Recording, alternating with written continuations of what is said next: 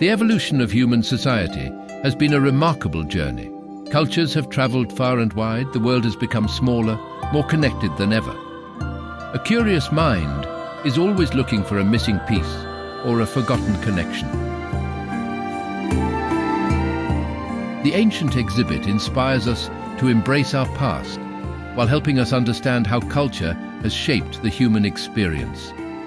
We welcome you to the exhibition, Ancient Sculptures, India, Egypt, Assyria, Greece, Rome.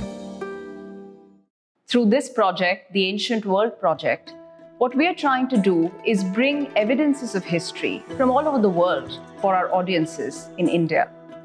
And what we believe these objects can do is present a connected story of the ancient world to the publics today. So we thought, why not we do a major exhibition, something different. People notice and people understand the relationship, connection, similarities, and differences in different cultures. How different geographical locations exchanged ideas, how they worked together, how they invented and shared. But what I think we're really celebrating is a multi-layered achievement. I don't want it to sound too grand, but it is an achievement because it's a first on many levels. It's the first time that a project has evolved, an East-West project, with India being asked to shape the narrative. What a great thing it is. You're spreading you're not just showing it to your own audiences. This is a complete reversal of the thinking we had my 30 years at the Metropolitan. So with these sculptures from the ancient world, from the Indian sculpture from the CSMVS and other Indian collections, alongside material brought from Egypt, Assyria, Greece and Rome, from collections in Europe, what we realized is there was an opportunity here to undertake a program in collaboration with Indian universities to think about, within an Indian context, what it might mean having these objects here.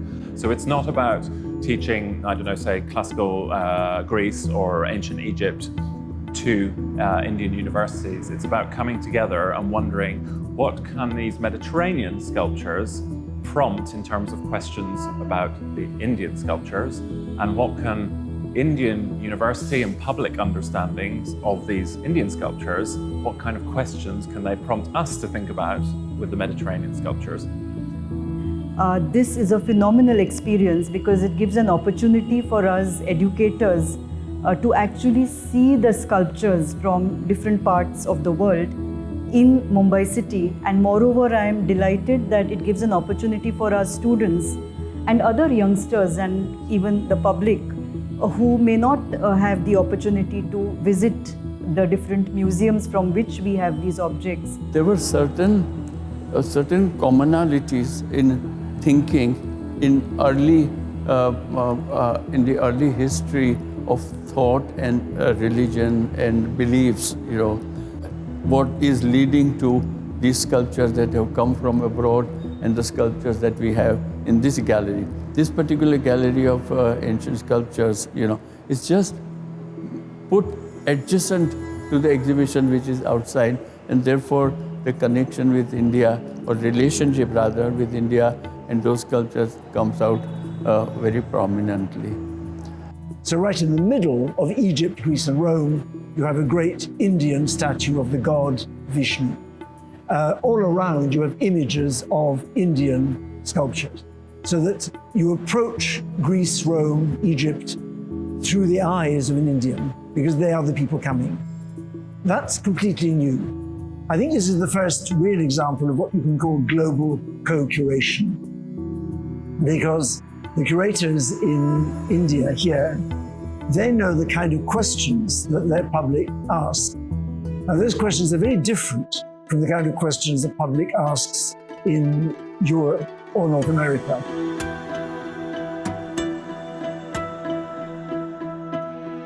Given the importance and the relevance of the Ancient World Project, a version of ancient sculptures, India, Egypt, Assyria, Greece, and Rome, was curated for Museum on Wheels.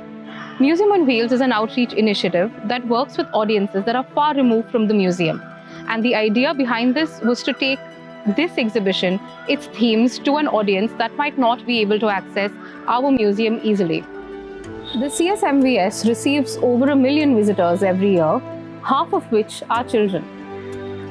We were thinking of ways in which we could reach out to more and more children across the city. And that's how the idea of the Trunk Museum project first took root. Each trunk is carefully curated on a particular theme. There are replica objects that have been created specially for children to hold. Each trunk is filled with educational resources, worksheets, presentations, and flashcards. And you should see the wonder in children's eyes when they lift open the lid of the trunk. This is a trunk full of ideas, histories, and endless possibilities. We really want our young people to understand that their current identities are not just shaped by where they live, what language they speak, or for that matter, what faith they follow, but they are actually shaped by ages of world interaction, which are visible in the objects that we present in the gallery. Human history needs to be seen in a broader perspective, where beyond the limits of geographical boundaries, we can celebrate, enjoy our shared heritage.